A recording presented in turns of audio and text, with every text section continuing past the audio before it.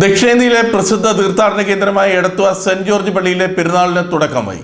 ഇതിന്റെ ഭാഗമായി ഇടവവികാരി father Philip വൈക്കത്തുകാരൻ കൊടിയേറ്റി. മെയ് 14 പെരുന്നാൾ സമാപിക്കും. ദക്ഷിണേന്ത്യയിലെ പ്രസിദ്ധ തീർത്ഥാടന കേന്ദ്രമായ എടത്വപ്പള്ളി തിരുനാൾ ആരംഭിച്ചു. മെയ് 14 സമാപിക്കും. പെരുന്നാളിന് തുടക്കം കുറിച്ച് ഇടവവികാരി ഫാദർ ഫിലിപ്പ് വൈക്കത്തുകാരൻ കൊടിയേറ്റി.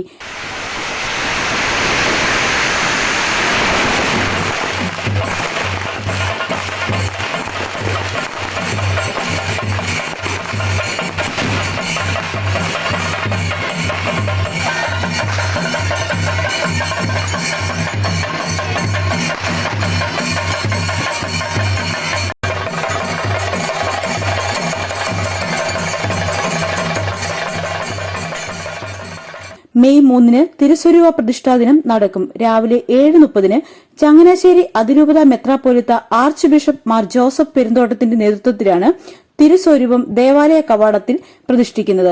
5 രാവിലെ 7:45 Syro Malabar emeritus major archbishop കർദിനാൾ മാർ ജോർജ് ആലഞ്ചേരിയുടെ വിശുദ്ധ കുർബാന നടക്കും.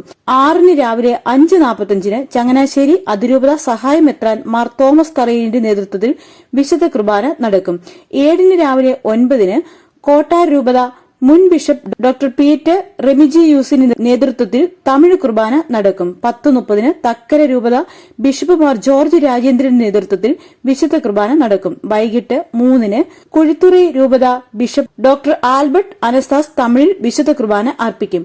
14 നടക്കുന്ന പ്രസിദ്ധമായ 8ാം ഇടത്തിൽ ആയിരക്കണക്കിന് ഭക്തർ പങ്കെടുക്കും. പെരുന്നാൾ നടത്തിപ്പിനായി വികാരി ഫാദർ ഫിലിപ്പ് വൈക്കത്തുകാരൻ, തിരുനാൾ കോർഡിനേറ്റർ ഫാദർ തോമസ് കയറക്കാട്, കൈക്കാരന്മാരായ Jaisappan Mathai, James Kutty, PK Francis, general convener Binoy Mathew, publicity convener Sojan Sebastian എന്നിവരുടെ നേതൃത്വത്തിൽ വിപുലമായ കമ്മിറ്റി പ്രവർത്തിക്കുന്നു.